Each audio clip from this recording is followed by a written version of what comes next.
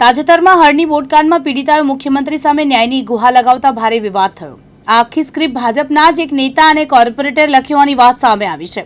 ત્યારબાદ ભાજપે corporator Ashish જોશીને suspend કર્યા છે। જોકે હવે કોર્પોરેટર આશિષ જોશીની માઠી શરૂ થઈ હોય તેમ આશિષ જોશીને લેન્ડ ગ્રેબિંગ નોટિસ ફટકારવામાં આવી છે। કોર્પોરેટર આશિષ જોશી સહિત 20 લોકોને જિલ્લા કલેક્ટર લેન્ડ ગ્રેબિંગની નોટિસ ફટકારી છે, જેની 17 મિનારો સુનાવણી છે।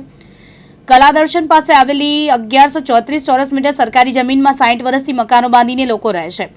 આ જમીનમાં જ મહાદેવનું મંદિર આવેલું છે, જેની બાજુમાં કોર્પોરેટર આશિષ જોશીનું મકાન પણ આવેલું છે। આ કલેક્ટર તંત્ર દ્વારા જમીનની માપણી કરીને જમીનમાં રહેનારા 20 લોકોને અગાઉ નોટિસ આપવામાં આવી। નોટિસમાં ઉલ્લેખ કરાયો કે દંતેશ્વર સર્વે નંબર 978 વાળી જમીન બાબતે લેન્ડ ગ્રેબિંગ એક્ટ હેઠળ 20 વ્યક્તિઓને રજૂઆત છે। તેઓને 17 મિના રોજ 5 વાગે મૌખિક કે લેખિત રજૂઆત કરવા માટે કલેક્ટર કચેરી ખાતે સુનાવણી રખાઈ છે। ભારતીય જનતા પાર્ટીના આ ભ્રષ્ટ શાસકોનો આજે ઉત્તમ નમૂનો જોવા મળી રહ્યો છે। ગયા અઠવાડિયે મને સસ્પેન્ડ કરવાની નોટિસ આપ્યા બાદ મેં આજ મહાદેવના મંદિરથી મેં ઇન્ટરવ્યૂ આપ્યું હતું ને ખુલાસા આપ્યા હતા।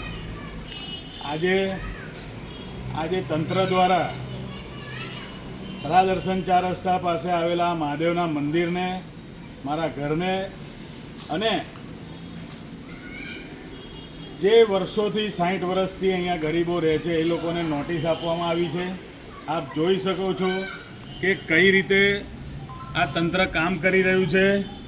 ફક્ત ને ફક્ત હરણી બોટકાંડ પીડિતોને સાથ આપવા માટે જો પાર્ટી આ પ્રકારનું કૃત્ય કરતી હોય તો ખૂબ નિંદનીય બાબત છે। આ તંત્રને હું ધ્યાન દોરીશ કે તમે મહાદેવને પણ મારી સાથે નોટિસ આપી છે કે તમારે આવનારા સમયમાં આ તમારી જે પણ તુમાખી છે, જે મગજમાં તમને સત્તાનો નશો ચડ્યો છે એ આમ ભોળાનાથ ઉતારશે એવું મારું સ્પષ્ટ માનવું છે।